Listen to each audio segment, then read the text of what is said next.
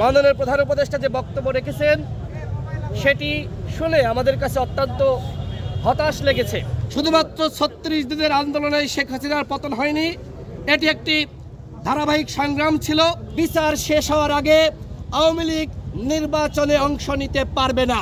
১৫ বছর ধরে যারা সংগ্রাম করেছে সেই সকল সংগঠন এবং দলের প্রত্যেকের অবদান স্পষ্টভাবে উল্লেখ থাকতে হবে। বৈষম্যবিরোধী ছাত্র আন্দোলনের ছাত্র নেতারা, জাতীয় নাগরিক কমিটির নেতারা এবং ধর্মীয় সংগঠনের কয়েকজন নেতাকে একই সাথে সামরিক বাহিনীর সাবেক কর্মকর্তারা যারা আন্দোলনে ভূমিকা রেখেছেন তাদের প্রতিনিধিদের নিয়ে আজকের এই জাতীয় সংলাপ ডেকেছিলেন। সেখানে গণ অধিকার পরিষদের পক্ষ থেকে আমরা মাননীয় প্রধান উপদেষ্টাকে এই ধরনের সংলাপ আহ্বান করার জন্য ধন্যবাদ জানিয়েছি। শুরুতে মাননীয় প্রধান উপদেষ্টা যে বক্তব্য রেখেছেন সেটি শুনে আমাদের কাছে অত্যন্ত হতাশ লেগেছে। তিনি বলেছেন যে আপনারা আমাদের কাছে আসলেই আমরা সাহস পাই, যখন আপনারা থাকেন না আমরা একাকিত্ব বোধ করি। এর পিছনে আসলে কি কারণ রয়েছে? তার একটি কারণ আমার কাছে মনে হলো যে প্রধান উপদেষ্টা নিজেই বললেন যে ছাত্ররা হঠাৎ করে আমার কাছে একটি দাবি নিয়ে আসলেন যে জুলাই আগস্ট বিপ্লবের একটি ঘোষণাপত্র প্রকাশ করতে হবে, সেখানে আপনাকে থাকতে হবে।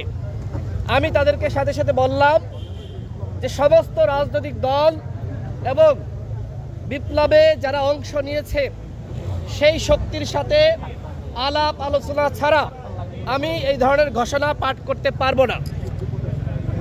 এই কথা শোনার পরে দলের প্রতিনিধি যারা ছিলেন তারা বক্তব্য রেখেছেন। আমাদের দলের পক্ষ থেকে আমরা যেটি বলেছি, ২০১৮ সালের যে ঐতিহাসিক কোটা সংস্কার আন্দোলন একটি সফল ছাত্র আন্দোলন, পরবর্তীতে শেখ হাসিনার যে প্রতারণা, তিনি প্রতারণা করে ২৪ সালে সেই সফল আন্দোলনকে ব্যর্থ করার একটি নস্যাৎ পরিকল্পনা তৈরি করেছিলেন। পরবর্তীতে শিক্ষার্থীরা ২০১৮ সালের যে পরিপত্র সেটি বহালের দাবিতে আন্দোলন শুরু করে। একটা পর্যায়ে যখন শেখ হাসিনার সরকার, পুলিশ, পেটোয়া বাহিনী গুলি করে নির্মমভাবে শিক্ষার্থীদেরকে হত্যা করে, এই আন্দোলন তখন একটি রাজনৈতিক সরকার বিরোধী আন্দোলনে পরিণত হয়। সুতরাং এই ঘোষণাপত্রে অবশ্যই ২০১৮ সালের কোটা সংস্কার আন্দোলন এবং ২৪ সালে যে দাবিকে কেন্দ্র করে এই আন্দোলন শুরু হয়েছিল সেই দাবি অবশ্যই ঘোষণাপত্রে সংযুক্ত করতে হবে। মাননীয় প্রধান উপদেষ্টাকে আমরা এই দাবি গণ অধিকার পরিষদের পক্ষ থেকে জানিয়েছি এবং একই সাথে আমরা এটি বলেছি যে 18 সালের যে নিরাপদ সড়ক আন্দোলন, সেই নিরাপদ সড়ক আন্দোলনের কোমলমতি শিক্ষার্থীরা তারা 24 সালের গণ অভ্যুত্থানে ভূমিকা রেখেছে, শহীদ হয়েছে, আহত হয়েছে। সুতরাং নিরাপদ সড়ক আন্দোলনের ভূমিকাও এখানে উল্লেখ থাকতে হবে।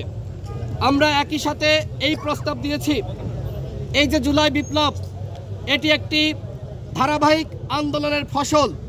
সুতরাং দীর্ঘ 15 বছরের লড়াইয়ে যে সকল রাজনৈতিক দলের নেতাকর্মীরা গুম, খুন, নির্যাতন, নিপীড়নের শিকার হয়েছে, একই সাথে এই 15 বছরে যে সকল সাংবাদিক, সাংস্কৃতিক কর্মী, লেখক গুম, খুন, নির্যাতনের শিকার হয়েছে, তাদের অবদান স্পষ্টভাবে ঘোষণাপত্রে উল্লেখ থাকতে হবে।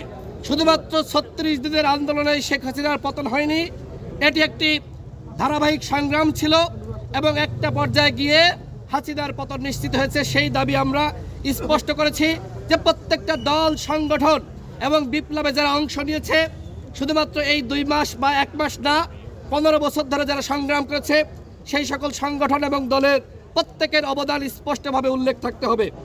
এবং এইখানে প্রত্যেকটা রাজনৈতিক দল প্রায় এই সরকারের সমালোচনা করেছে যে আজকে দুপুর 2টার সময় ঘোষণাপত্র পাঠানো হয়েছে। প্রায় প্রতিটি দল প্রশ্ন করেছে যে এই উদ্যোগ কি আসলে সরকারের পক্ষ থেকে? এই যে ঘোষণাপত্র আপনারা তৈরি করেছেন, এইটা কি সরকার তৈরি করেছে নাকি ছাত্ররা তৈরি করেছে নাকি কোনো বেসরকারি প্রতিষ্ঠান তৈরি করে দিয়েছে? সরকার এই বিষয়ে কোনো স্পষ্ট বক্তব্য পেশ করেনি।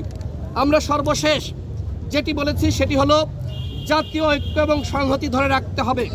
এবং এই যে অভ্যুত্থানে আপনারা দেখেছেন শেখ হাসিনার পুলিশ বাহিনী যেভাবে ছাত্র জনতার বুকে গুলি চালিয়েছে সেই সকল পুলিশের সদস্য, র্যাবের সদস্য, বিজিবির সদস্য যারা ছাত্র জনতার বুকে গুলি চালিয়েছে তাদেরকে গ্রেপ্তার করতে হবে। এবং একই সাথে আওয়ামী লীগ যেহেতু গণহত্যা চালিয়েছে, বিচার শেষ হওয়ার আগে আওয়ামী লীগ নির্বাচনে অংশ নিতে পারবে না, সেই বিষয়ে আমরা স্পষ্টভাবে বলেছি।